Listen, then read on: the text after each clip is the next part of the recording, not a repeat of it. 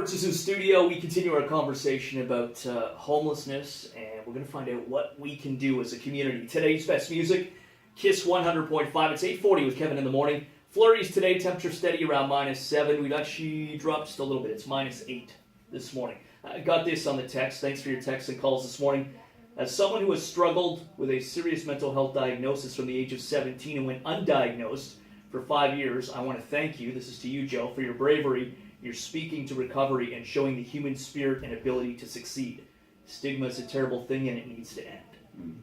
Yeah, that's the message, right? It really is. I think that when we understand what the issues are, the impact homelessness, youth homelessness, then we begin to sort of debunk some of the judgment. And I think in order for us to have a constructive conversation, we need to understand what the core issues are. They are mental health. They are addiction. They are early childhood trauma and abuse. Could you imagine going into a hospital and having with a cardiology issue or a diabetic issue or a stroke, and the doctors say to you, I'm sorry, we're not going to treat you because that was a lifestyle choice. You made that choice, you went to the fast food for 20 years, so I'm sorry, you're going to have to go and pay and deal with that all on your own. See, that's not the kind of country we live in. And when we begin to debunk some of what these core issues are, that's when we can actually take a practical approach to shoring up some of the things that need to happen. When we take a look at, say, North Bay, what do we need to do here? Now, I'm not from North Bay, so I'm only going to talk in general terms. There are 3 columns that need support. There's prevention, there's emergency services, and there's housing first initiatives. On the emergency services, we work with a great organization called Away Home, Raising the Roof, the Canadian Observatory on Homelessness. And really, I think the first step is to gather the data, understanding what's going on in the community. And because there's so many things, Kevin, that are unseen. Mm-hmm. And it's not until a crisis hits that we kind of, I snap our heads around to say, well, whoa, what's going on? I didn't even know that was happening here. And it's understanding, and it's acknowledging, right? This isn't just a big city problem anymore. I think there used to be the thought that, well, homelessness, that's Toronto, that's Vancouver. Yeah. It's happening in our neighborhood too. It's happening everywhere. And in the smaller and more remote communities, it looks like couch surfing. It looks like, why do young people end up out of the house? Family conflict. Something as simple as a fight with mom and dad. The door slams and it doesn't reopen. And that young boy or young girl ends up couch surfing, or they're staying at a flop house, or they're staying at, their uncle's place. But maybe those environments aren't necessarily safe. Mm-hmm. And they expose them to other, dangerous issues.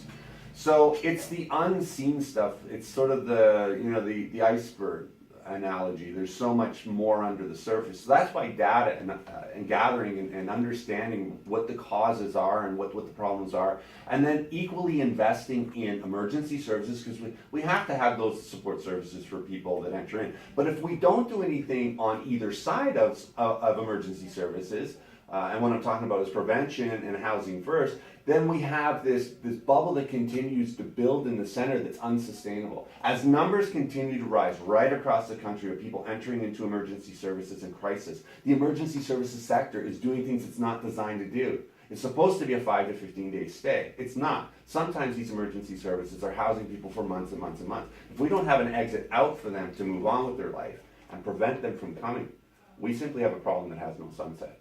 Mm-hmm. As an individual, we're out in our community and we see someone or we hear of someone that is living on the street. What can we do as an individual? What should we do? I think the first and foremost step is to see them as a human being and to engage, if possible, if you feel safe.